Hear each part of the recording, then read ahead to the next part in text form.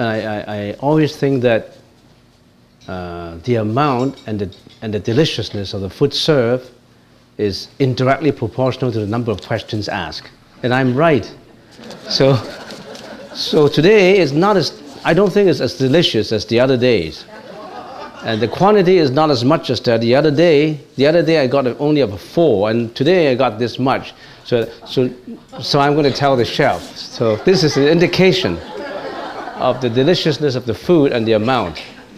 Anyway, let me answer these questions.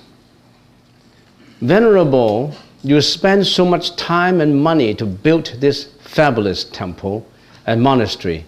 Are you not attached to it? Well, can I take this temple with me when I die? Certainly I cannot. And building a temple, are you not attached to it? Building a temple is not to attach to it. Building a temple is to promote the Buddha's way of thinking, the Buddha's way of living, and is to convey a message. Building a temple is like a mission that, if you draw an analogy, it will like building that's not a good analogy, but still an analogy that we can use. You build a hospital. You build a hospital in the land where there's a lot of sick people. You build a hospital there. If this is a country, it's a city with a lot of sick people, or in the interior part of Africa. Albert Schweitzer. He went into the interior part of Africa and he built a temple. Not a temple, a hospital. And he spent a lot of money. He went back to England and performed concerto and you know, to raise fund for it. He worked at it, he built it, and he developed it, and he also hired people and nurses and all over the place to do this temple. Is that an attachment? Did he attach to it? He had this mission of trying to help the natives in the interior part of Africa.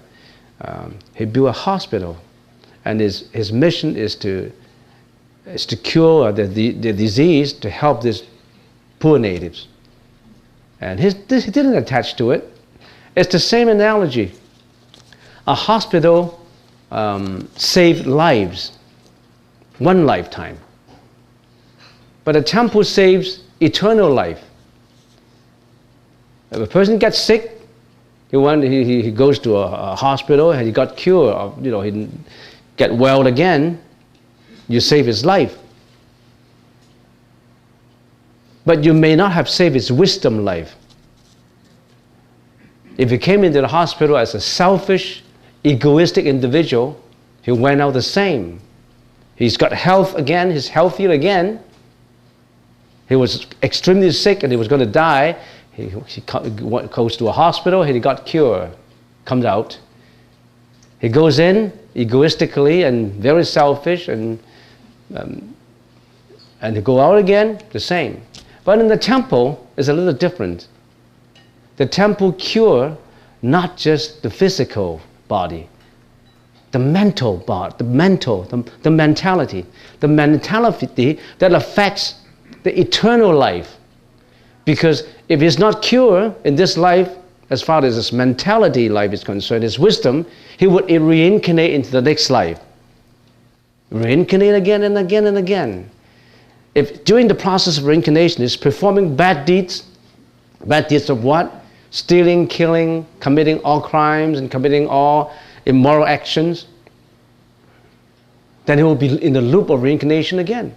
So, the difference between building a hospital and building a temple is that temple saves eternal life.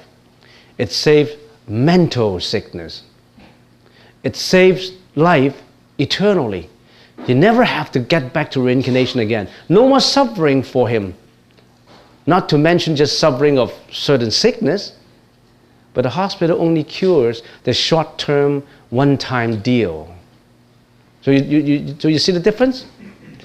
So, Venerable spent a lot of money and to build this fabulous temple and monastery, are you not attached to it?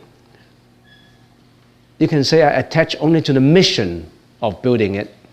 I don't attach to the material or the wealth or the reputation or the grandeur of it. I just attach to that is something I should do. I have a responsibility to fulfill. I have a mission to achieve. It's just like when Albert Schweitzer had that mission to save the Africans, he went into that interior part, the poorest part of the section of the country. We all like to be adventurous. We like to explore. We explore into no man's land. No man would explore that. We go in there. We try to render compassion. We try to help. 30 years ago when I came to Vancouver, there isn't a temple.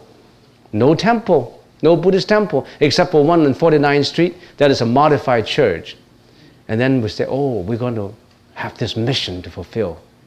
Yes, we're attached, but not attached to the material. We're attached to, if you want to call it attachment, there's not an attachment. That is an objective, a mission to save. And once that mission is achieved, no attachment anymore. We achieve this. By the time when we have to go, we'll make sure that somebody else, or we'll make sure that the younger generation will be so trained to carry on the mission, and then we can go peacefully. But not a trace of attachment, not a penny that we will take. We can't take even a penny with me when I died, or when we died. Can you take all your possessions when you died? Can you take anything with you when you died? You can't. So why are you attaching to your purse now? Why are you attaching to your jewelries, your apartment, your possessions? Well, it's okay that you earn your money, but sometimes if you do it by all means, sometimes illegally, to acquire the money, to achieve certain things, to acquire certain things, then you are committing bad karma. And bad karma will get you into the loop, into the mishap of reincarnation. So if you ask me, are you not attached to it? No, I'm not attached to it. I had a mission to fulfill. And fortunately, I fulfilled that mission. And they said, you spend so much time and money. That's not my money. That's my time. The money comes from everywhere. I believe that if you have a good mission, somehow you will have that wisdom to accomplish it. And when I first came into BC in Vancouver, I didn't have any money to build any temple.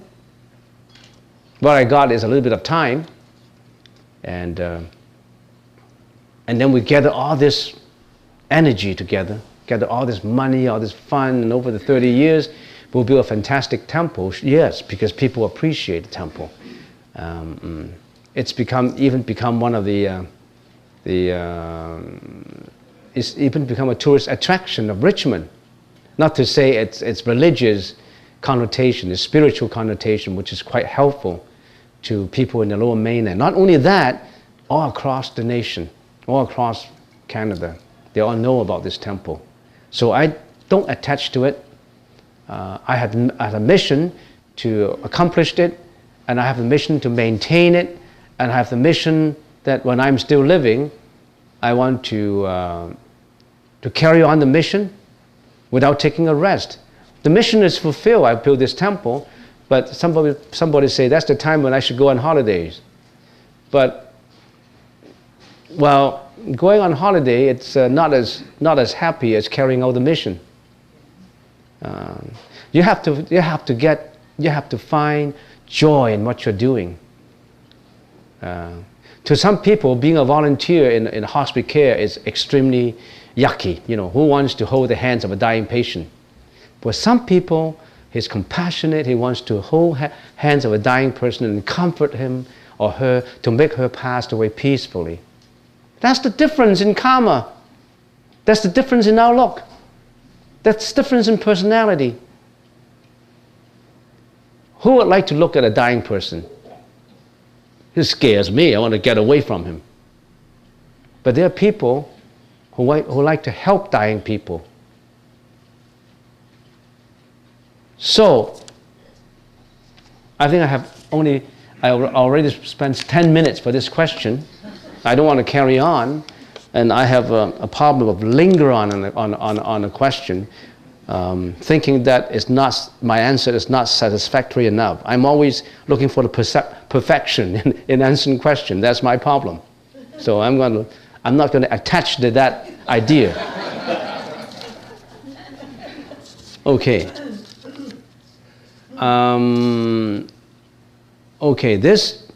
We should not, Venerable, we should not get attached to sight, smell, hearing, touch, etc.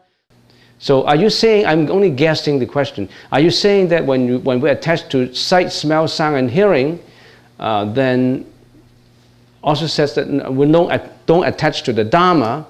Oh, do you know what the meaning of Dharma is? You have to know what's the definition of Dharma. Not attached to the Dharma. Dharma has two meanings. Dharma means, from the perspective of Mano Vijnana, the sixth mind. Remember, we have 8 consciousnesses. The first consciousness is smell consciousness, touch, hearing, tasting, seeing. The Mano consciousness interact with dharmas. What is Dharma? Dharma is all objects, including invisible objects, including images of the mind. So this Dharma actually is a comprehensive term which embraces of everything in the universe. Not just objects, sound and smell and taste and touch. It attaches to images of the past, also the visions of the future too. So all that is Dharma. There's one definition of Dharma, one meaning of Dharma. The other meaning of Dharma is the Buddha's teaching. So of course you should not attach to the Dharma. If you in your dream you create certain images and you dream on it, are you going to attach to that? That's fictitious. That's in your dream only. But in your dream you do attach to it. You attach to the happiness in the dream, the sadness in the dream. If you're sad in the dream, you cry. When you wake up, you still feel tears in your eyes. And if you're happy, you have that, you feel joyful when you wake up too. So you're attached. You're attached to your dreams. But even in the Buddha's teaching is just like a raft, a boat that get you from this shore of confusion to that shore of enlightenment. That's about the Dharma, the Buddha's teaching. And once you get to that shore of enlightenment, of nirvana, you have to get off the boat. Don't attach to that Dharma anymore. Just a means to get you to Victoria, Nanaimo. You go to Nanaimo and you take the boat, the ship, the ferry. You get onto the ferry, to Nanaimo ferry, and you get to Victoria. You got to leave the ferry to put your foot on shore to get to the Victoria Parliament. If you say, I'm not going to go, I'm going to attach to the ferry, then you cannot attach to the ferry, otherwise you can't go on shore. So you don't attach to any Dharma. But you need the ferry. As far as the Buddha's teaching is concerned, you need the raft, the ferry. But all this in your dreams, all these other Dharmas in relationship to the sixth consciousness, the Mano consciousness, you don't need them. Your dream, you detach them. You don't attach to it. Your greediness, your hatred, your jealousy, your anxiety, your depression, all those things are dharmas. Whether they are matter, sound, smell, touch, or just images, or just memoirs of the past, memories, or just memory, unforgettable, even unforgettable memories. You don't attach to them. Unforgettable because you are not attached to them. So you don't attach to any Dharma. I don't know if I answered that question well, but that is it for now. I understand that, why in Christianity they only believe once when people die, there's nothing left. No sense, no next life. Why? In other words, what it says here in this question is Christianity believe in only one life. After that person die, no more left. That's what he said in here. And I think that's what the religion usually explains to people. I believe also Jesus Christ I think he was like a Buddha, but they think Buddhism is forced religion. Well, I think Christianity is good religion. It's not forced religion, it's a religion. We're acceptable to all religions because all these roads are leading to Rome. There's so many roads leading to Rome, not just one road. And if the other road is longer, I'm not going to blame it. I'm not going to block it up. I'm not going to criticize it. I'm just saying that, oh, this is the road suitable for you. Because you like the scenery on its way. That scenery is faced to the ocean. The scenery is faced to the Rocky Mountains. You like the mountains more than the ocean? You go to the Rocky Mountain way. You like the ship better? You go to the sea. I can't say, you hate the sea and take the Rocky. Do you do that? No. So, I think all religions, if they are really teaching humanity, kindness, compassion, elimination of ego, they're good religion. They're as good. Why do we have to criticize them and think they are forced, fictitious? That's to answer the latter part of the question.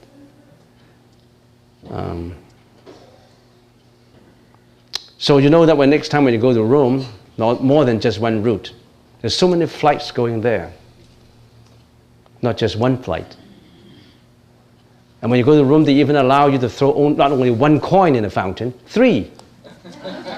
3 coins in the fountain. Each one is looking for its happiness. You see how there's so many roads leading to Rome? Even coins you throw in the fountain, they allow you 3. Meaning variety. Which one with the fountain blessed? We don't know. It's Christianity, they only believe in one life. We can talk about that. You believe that we only have this discrete one life and nothing left? You come to think about it. The whole universe is, if we can say, what is this universe made up of? This universe is characterized by space and time, right? Space. The universe is space and time. Space is a horizontal perspective. You are in space. This is in space. Material in space. Space would include everything in there. Molecules, protons, electrons, humans, animals, plants, landscape, buildings, you name it. Everything in space. So universe is space, the space dimensions. If we can narrow down the universe to 2 dimensions, we say dimensions of space and dimensions of time, right? Space is all-inclusive. That is a horizontal perspective of the universe. And what is the vertical perspective? That's the time dimensions. The time dimensions includes 3 dimensions by itself. The present, the past, and the future. That's time, right? What is time? Time makes up of the past, the present, and the future. Anyone more? You tell me if there's more than that. The past, the present, and the future. So there's not just the present life. Our perspective of time is, as far as one individual is concerned, the present is now. I'm talking now. And my past is what? Yesterday? 2 days ago? 3 days ago? And my very remote past? 6 years ago? 10 years ago? And the very beginning of my past when I was born. As far as the narrow mind of an individual, the time when I was born, that's my past. My present is now, and my future, I don't know. There's a future tomorrow, the next day tomorrow. That is only a very narrow-minded perspective of time. The Buddha said, the past, the present, and the future, not of just this one life. You come to think of it. Time is a continuity. How can there be just one discrete unit and no more past? Now, if there's no more past life, What is this life coming from? You imagine. You suddenly were born? How can you explain continuity of life if you just born? But the Buddha said you have a previous life and you get into this one. It's just like the light bulb. The one light bulb is one lifetime. But that light bulb goes out. It burns. Then you change, the form burns, you change another light bulb to it. There's another life. The third light bulb, fourth light bulb, there's one thing that does not change in there. What is that? The electricity. That electricity carries on. The continuity of it carries on. And you and your religion say that there's no electricity. The brightness comes from the bulb. No, the brightness, bulb is just the form, the medium of the brightness. That is a continuity, an eternal continuity of electric current. Did you see that? Sure, you can see it, but you can't deny it. And you're saying, no, I'm just this one light bulb. When this light bulb burns out, it's similar to I'm dead. But there's another light bulb going up in another form. You're Jeanette in this life. This light bulb is called Jeanette. When Jeanette is dead, that light bulb, you change to Joan. Get another Joan in there. So your form change. But your eternal life carries on. That carries on every life. Just this example will be sufficient to explain it to you, not just one light bulb. There's so many light bulbs. Not just one lifetime, you have a previous life. And how good is this life? What is your destiny in this life? Depends on what you have done in your previous life. That's what we call karma. What kind of karma you created for your future life? If you're not enlightened, if you still have to go back to the loop of reincarnation, you still carry this karma to the next life. And if you ask me, what will I become of in my next life? I'm going to counter-ask you a question. What did you do in this lifetime?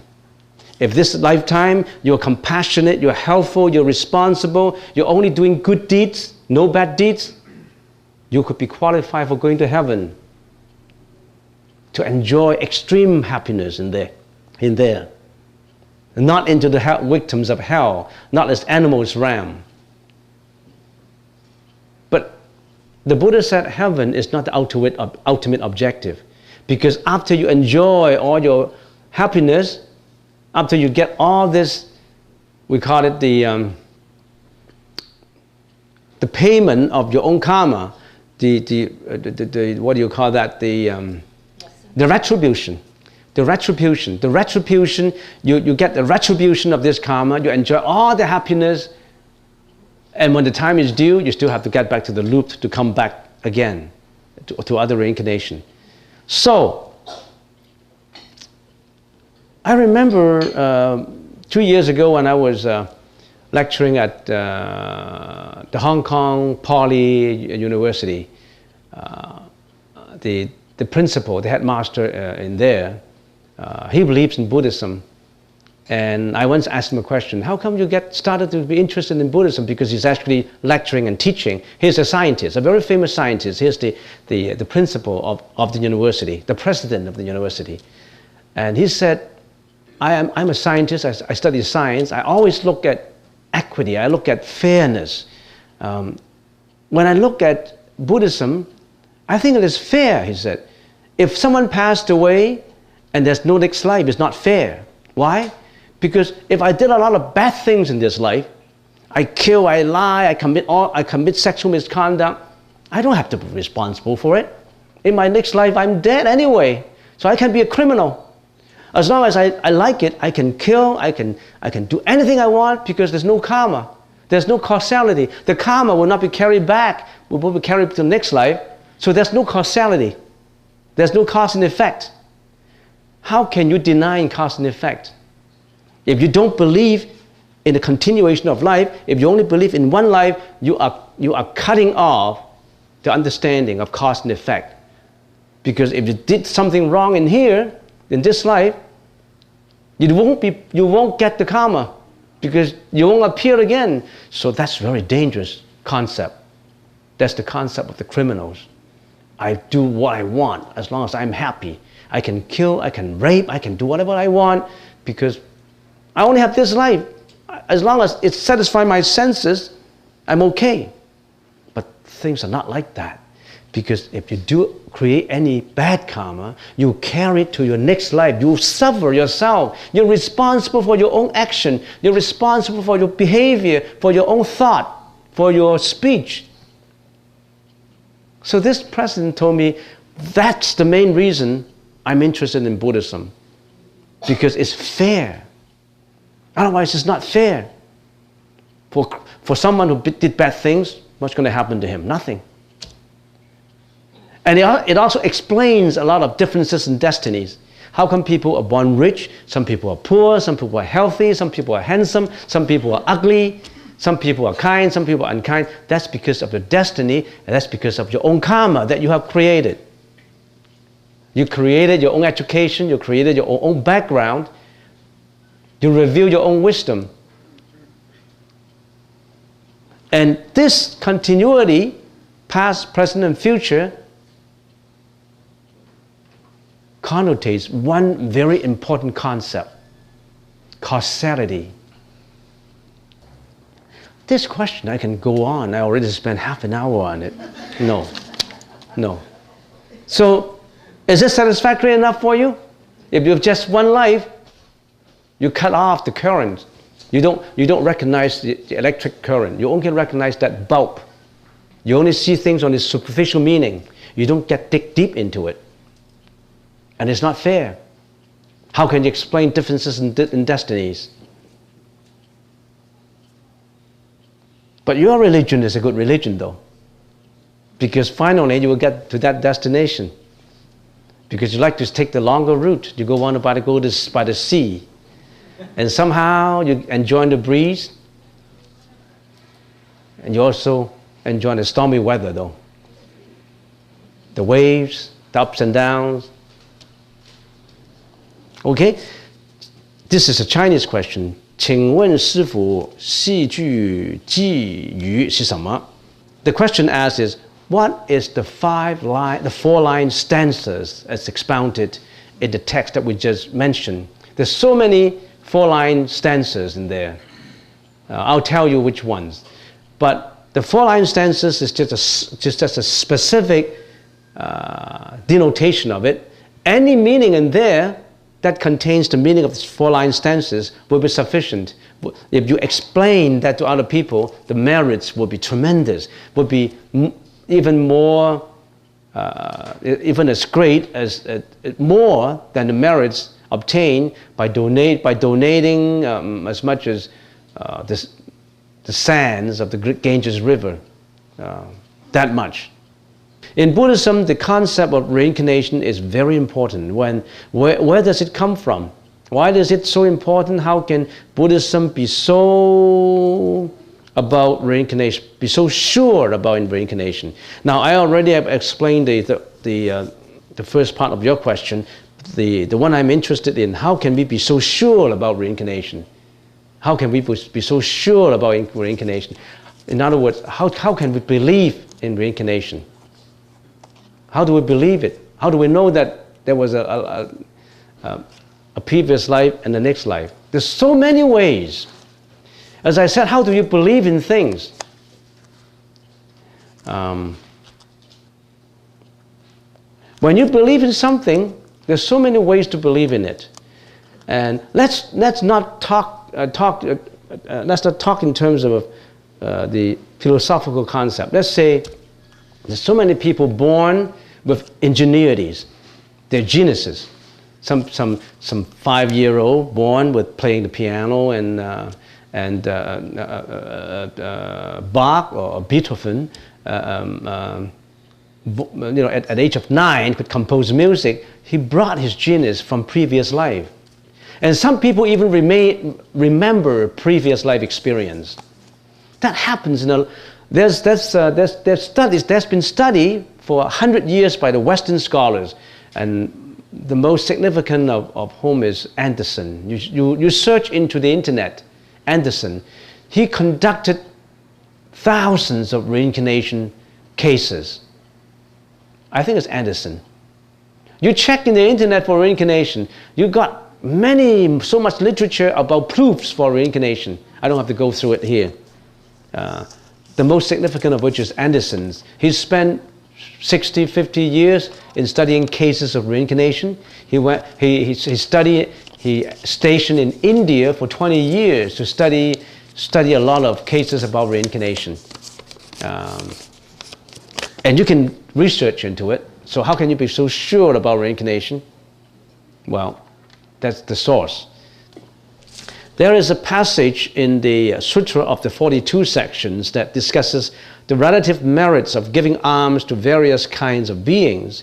It states in particular that to give alms to 100 million Buddhas is not as good as giving alms to a single person who does nothing, thinks nothing, practices nothing, and manifests nothing. What does this mean? Now, first of all, I really have to go back to the 42 sections to find out whether you've got the accurate information. Because those who does nothing, thinks nothing, practices nothing, and manifests nothing, philosophically clings to nothing, that means nothing is acquired, no attachment, that's Buddha. So how can you contradict yourself by saying that giving alms to Buddha is not as giving alms to a single person who is the Buddha? I mean, this is contradiction. So we really have to check it out. But I think what it emphasizes, giving alms to a person who is enlightened has a lot of merits. And if you give alms to someone who is not enlightened, of course, it's giving alms to someone who is enlightened has more merits than giving alms to people who are not enlightened. But Buddhas are enlightened. How come we say that giving to Buddha, 100 million Buddha, is not as good as giving alms to a single person who does nothing, thinks nothing, practices nothing, and manifests nothing? What does this mean? Simply, it means that it's not quantity that counts. It's non-attachment that counts. Nothing is acquired, nothing to be obtained. When there's nothing to be obtained, no greediness, you're approaching to purity. Okay, next, I can understand lay people reach Buddha mind, or do they have to become monk nun to stop reincarnation? Well, to stop reincarnation, it does not matter whether you're a monk or whether you are whether you are a layman or a Sangha member. As a Sangha member, I'm a monk. If I don't practice, if I don't get enlightened, if I do bad deeds, I would never get out from reincarnation. You're a layman, but you practice better than me, you'll be away from reincarnation. I would be submerging in life and death for a long time. So it does not matter whether I wear this robe that I qualify as a monk, then I will be better than you. No. It's your practice that counts. It's the practice that counts. But being in the Sangha order, the environment, the practice is much more intensive. I tend to be easier to succeed nirvana than you do.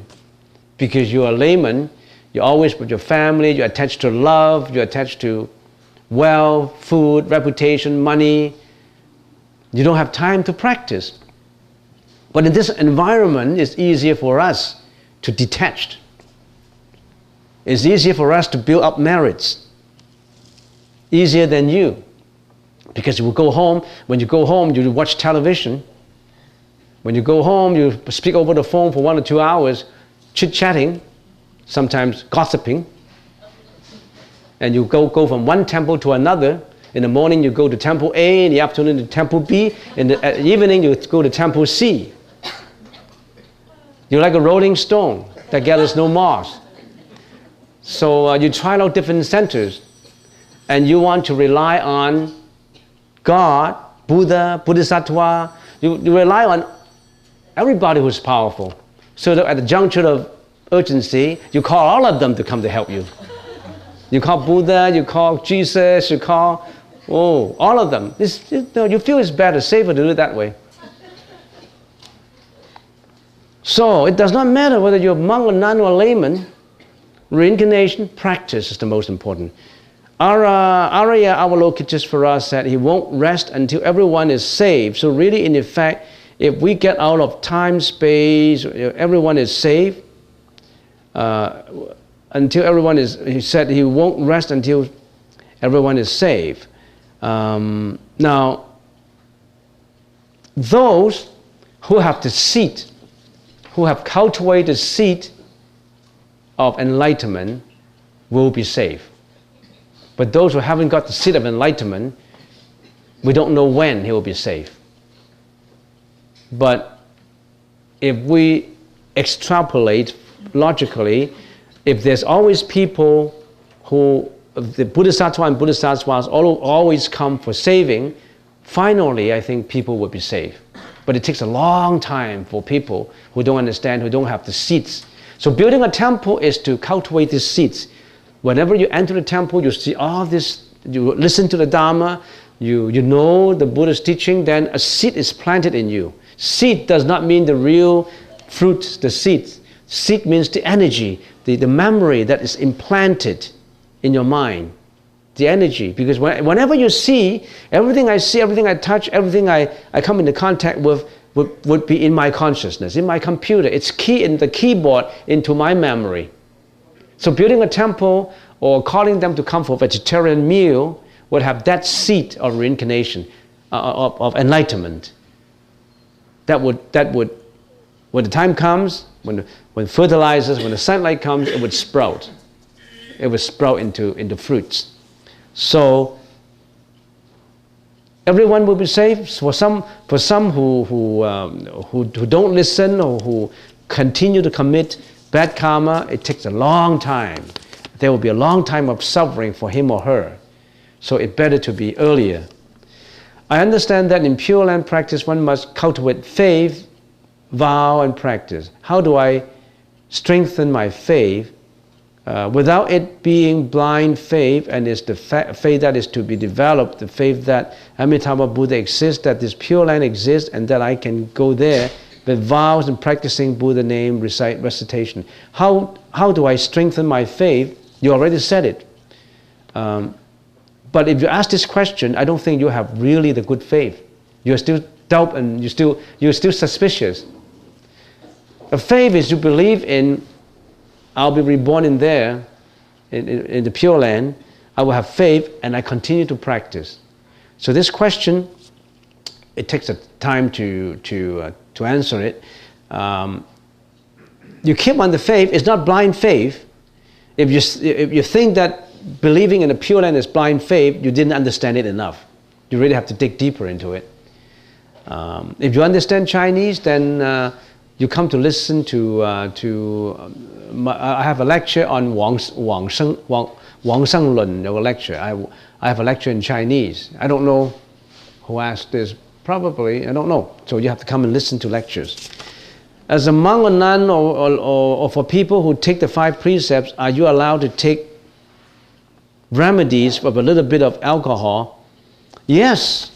If it's just medicine, yes, you can do it. Because if you don't take the medicine, you're not going to heal. This body is not going to heal. You can practice. And in some situation, if you don't take medicine, you will die. And when you die, you can't even practice. So what's the point of not taking it? So you can take it, for sure. You can take it. These words are so small. Is the total number of sentient beings existing a fixed number? Well, answer that question first. Is the total in the whole universe, the total number of sentient beings, which include all microorganisms, insects, worms, and everything, all the sentient beings, is there a fixed number? Interesting question. Is there a fixed number? If I say there's no fixed number, then you say, how come there's no fixed number? If I say yes, that is 100,000 billion 0.21624. You're not going to prove it. Prove I'm wrong. Are you happy then? Oh yeah, the reference said, yeah, that is 1,256 million, 0.124567891 Oh, that's the figure. I'm satisfied as long as I'm giving a figure. What's the point of that number? That number has no point at all. I can give you a number if you really want a number. If not, if there's no number, then this must mean that consciousness is either perceptually arising or perpetually disintegrating, because all sentient beings have consciousness. Well, I don't know what logic you follow from a fixed number or not having a fixed number. What you're saying is actually you need some explanation in the middle, that if there's a fixed number, then the reincarnation, how does the reincarnation work? First of all, the number is uncountable. We don't know the number. There's so many. And we don't have just this universe. There's other universes. This is one of the millions of universes. And their sentient beings can come here, and their sentient being reincarnate here, we can reincarnate there. It's so intricate. The number, you can't identify the number. There's so many universes in this world. As I said, there's no point in giving the number. As far as the number of sentient beings reincarnated, we can't trace it because it's uncountable, immeasurable. And I have answered all those questions, and let's call an end to this session.